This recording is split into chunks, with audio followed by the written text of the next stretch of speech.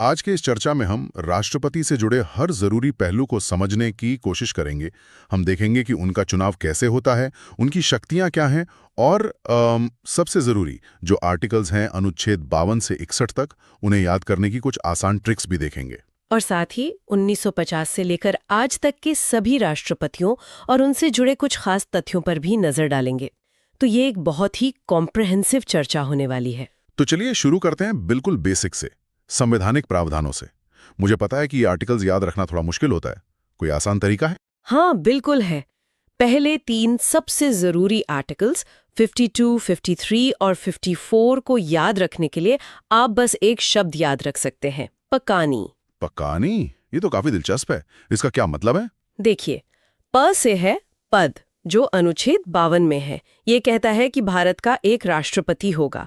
बहुत सिंपल। ठीक है, प से पद। फिर का से है कार्यपालिका शक्ति, अनुच्छेद 53। ये कहता है कि संघ की सारी कार्यपालिका शक्ति राष्ट्रपति में निहित होगी। मतलब सरकार के सारे काम राष्ट्रपति के नाम पर ही किए जाते हैं। एक मिनट, लेकिन हम तो हमेशा सुनते हैं कि फैसले प्रधानमंत्री और कैबिनेट लेते हैं, तो फिर इस लाइन का असल मतलब क्या है? आपने बिल्कुल सही पकड़ा, यही तो सबसे महत्वपूर्ण बात है। राष्ट्रपति हमारे संवैधानिक प्रधान है, मतलब नॉमिनल हेड। लेकिन जो वास्तविक शक्ति है वो प्रधानमंत्री और उनके कैबिनेट के पास ही होती है। ये एक संसदीय प्रणाली की खासियत है। अच्छा, तो नाम राष्ट्रपति का पर काम कैबिनेट का, समझ गया। तो पकानी में नी का क्या मतलब है? नी से है निर्वाचन, अनुच्छेद 54। ये अनुच्छेद बताता है कि राष्ट्रपति का चुनाव कौन करेगा। हाँ, और ये आम चुनाव जैसा तो होता नहीं। इसमें हम और आप जैसे आम नागरिक सीधे वोट नहीं करते। तो कौन करता है वोट? इसके लिए एक निर्वाचक मंडल यानी इलेक्टोरल कॉलेज बनाया जाता है। इसमें लोकसभा और राज्यसभा के सिर्फ निर्वाचित सदस्य होते हैं। निर्वाचित पर आपने जोर दिया, मतलब मनोनीत सदस्य, नॉमिनेटेड मेंबर्स वोट नहीं करते? नहीं, वो वोट नहीं करते। तो सांसद हो गए और उनके साथ सभी राज्यों की विधानसभाओं के निर्वाचित विधायक भी वोट करते हैं। दिल्ली, पुदुचेरी और अब जम्मू कश्मीर की विधानसभाओं के सदस्य भी शामिल हैं। ये तो साफ हो गया। लेकिन चुनाव का जो तरीका है वो भी काफी अलग है। ये एकल संक्रमणीय मत पद्धति या सिंगल ट्रांसफरेबल वोट सिस्टम, ये क्या चीज है? हाँ, ये सबसे आगे वाला जीतेगा वाला सिस्टम नहीं है। देखिए, इसमें हर वोटर यानी हर सांसद और विधायक अपनी पसंद के अनुसार उम्मीदवारों को वरीयता मतलब प्रेफरेंस देता है। जैसे ये मेरी पहली पसंद, ये दूसरी, ये तीसरी। अच्छा, तो एक से ज्यादा उम्मीदवारों को रैंक करना होता है? बिल्कुल। और जीतने के लिए सिर्फ सबसे ज्यादा वोट पाना काफी नहीं है। उम्मीदवार को एक निश्चित कोटा हासिल करना होता है, जो कि कुल वोटों का 50% से एक वोट ज्यादा होता है। और अगर पहली गिनती में किसी को भी ये कोटा नहीं मिला तो फिर ये सिस्टम और भी दिलचस्प हो जाता है। सबसे कम वोट पाने वाले उम्मीदवार को बाहर कर दिया जाता है और उसके वोटों को वोटर्स की दूसरी पसंद के अनुसार बाकी उम्मीदवारों में बांट दिया जाता है। अच्छा, तो मतलब किसी की दूसरी पसंद का वोट भी उसे जिता सकता है। क्या ऐसा कभी हुआ है भारत में? हाँ, एक बार हुआ है। 1969 में वीवी गिरी के चुनाव में दूसरे दौर की गिनती करनी पड़ी थी। ये एक बहुत ही ऐतिहासिक चुनाव था। वाह, तो ये तो हुई चुनाव की बात। अब आगे के आर्टिकल्स के लिए भी कोई ट्रिक है? बिल्कुल है। अनुच्छेद 55 से 58 के लिए आप याद रख सकते हैं कोका दुलो। कोका दुयो, ठीक है, बताइए। को से है कोटा या चुनाव का तरीका, जो अनुच्छेद 55 में है, जिसकी हमने अभी बात की। फिर का से है कार्यकाल, अनुच्छेद 56 के तहत। राष्ट्रपति का कार्यकाल पद ग्रहण करने की तारीख से 5 साल का होता है। ठीक है, कार्यकाल 5 साल। और दुयो का क्या? दो से है दोबारा नियुक्ति।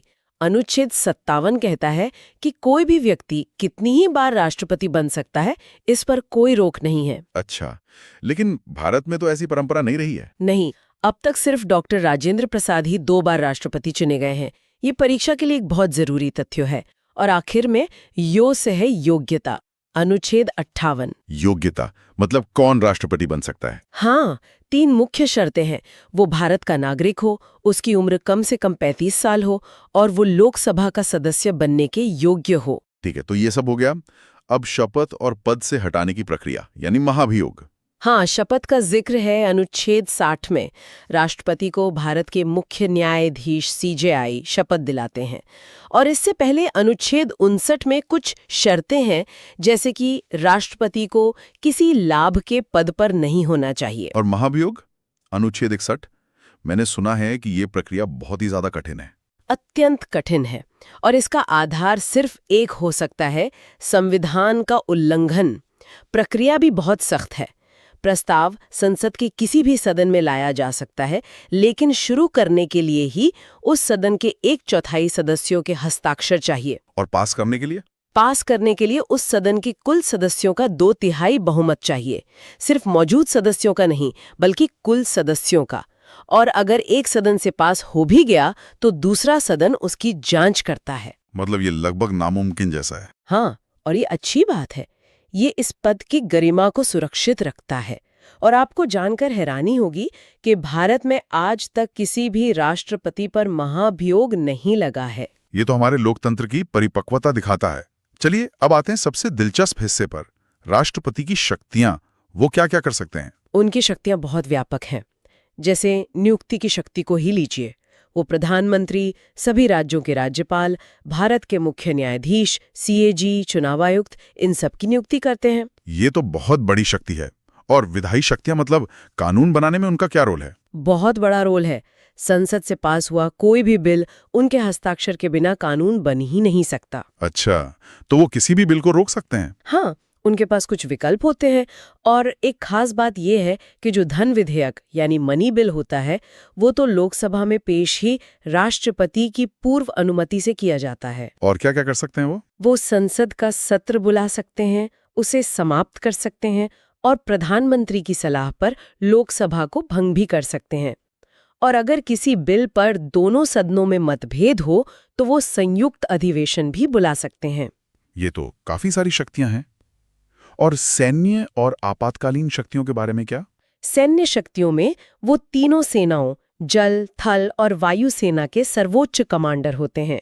और अनुच्छेद 72 के तहत उनके पास क्षमादान की शक्ति भी है। वो किसी की भी सजा, यहाँ तक कि फांसी की सजा भी माफ कर सकते हैं। फांसी की सजा भी? ये तो बहुत ही बड़ी शक्ति है। जी। और फिर आती हैं आपातकालीन शक्तियां। अनुच्छेद 352 के तहत राष्ट्रीय आपातकाल, 356 के तहत राज्यों में राष्ट्रपति शासन और 360 के तहत वित्तीय आपातकाल। वित्तीय आपातकाल, क्या ये कभी लगा है भारत में? नहीं, आज तक भारत में वित्तीय आपातकाल कभी नहीं लगा है। चलिए, ये तो हमने शक्तियों की बात कर ली। अब अगर हम भारत के अब तक के राष्ट्रपतियों की सूची देखें तो क्या उसे याद रखने का कोई मजेदार तरीका है? बिल्कुल। एक मजेदार वाक्य है जिससे आप क्रम याद रख सकते हैं। राजेंद्र की राधा जागीरी फकरुद्दीन रेड्डी की जेल में, तब रमाशंकर नारायण की कलम से प्रतिभा प्रणव कोविंद मुर्मू निकले। हाँ, ये तो कमाल का है। राजेंद्र की राधा, तो इससे पहले राष्ट्रपति हुए डॉक्टर राजेंद्र प्रसाद। हाँ, वो 2 बार चुने गए और उनका कार्यकाल सबसे लंबा रहा, लगभग 12 साल। फिर राधा से डॉक्टर एस राधाकृष्णन, जो पहले उपराष्ट्रपति थे जो राष्ट्रपति बने। जागीरी से डॉक्टर जाकिर हुसैन, पहले मुस्लिम राष्ट्रपति, जिनका पद पर रहते हुए निधन हो गया था। पर जागीरी के बाद वीवी गिरी का नाम भी आता है ना? बिल्कुल, जिनके चुनाव में दूसरी गिनती हुई थी। बिल्कुल, वो एकमात्र निर्दलीय उम्मीदवार थे जो चुनाव जीते। फिर आते हैं फकरुद्दीन अली अहमद और रेड्डी से नीलम संजीव रेड्डी, जो निर्विरोध चुने गए थे। निर्विरोध मतलब उनके खिलाफ कोई खड़ा ही नहीं माही? जी हाँ, वो सीधे लोकसभा अध्यक्ष के पद से राष्ट्रपति बने थे। फिर जेल से ज्ञानी जैल सिंह, जिन्होंने पॉकेट वीटो का इस्तेमाल किया था डाकघर बिल पर। अच्छा, हाँ, पॉकेट वीटो, जिसकी हमने बात की थी। फिर वाक्य में आता है रमाशंकर नारायण यानी आर वेंकटरमन, शंकर दयाल शर्मा और केआर नारायणन, जो भारत के पहले दलित राष्ट्रपति थे। और कलम से तो एक ही नाम याद आता है, एपीजे अब्दुल कलाम, भारत के पहले वैज्ञानिक राष्ट्रपति, जिन्हें जनता का राष्ट्रपति भी कहा गया। उनके बाद कलम से प्रतिभा प्रणव कोविंद मुर्मू निकले, मतलब प्रतिभा पाटिल, भारत की पहली महिला राष्ट्रपति। फिर प्रणव मुखर्जी, जिन्हें राजनीति का चाणक्य कहा जाता था। फिर रामनाथ कोविंद और वर्तमान में द्रौपदी मुर्मू जी, जो भारत की पहली आदिवासी महिला राष्ट्रपति हैं। वाह, इस एक वाक्य से पूरी सूची याद हो गई। ये तो कमाल की ट्रिक है। हाँ, ये क्रम याद रखने में बहुत मदद करती है। तो आज हमने राष्ट्रपति पद के बारे में हम्म लगभग सब कुछ जान लिया, अनुच्छेदों से लेकर उनकी शक्तियों तक, और सभी राष्ट्रपतियों के बारे में भी। हाँ, ये एक बहुत ही विस्तृत चर्चा रही। तो दर्शकों के लिए एक सवाल छोड़ जाते हैं, भारत के वर्तमान उपराष्ट्रपति कौन है? अपना जवाब कमेंट में जरूर बताइएगा। और अगले वीडियो में हम उपराष्ट्रपति और संसद के बारे में विस्तार से समझेंगे। उम्मीद है आज की क्लास ने आपको एक नई दिशा दी होगी। वीडियो पसंद आया हो तो वीडियो को लाइक करें, और अगला वीडियो किस टॉपिक पे चाहते हैं कमेंट में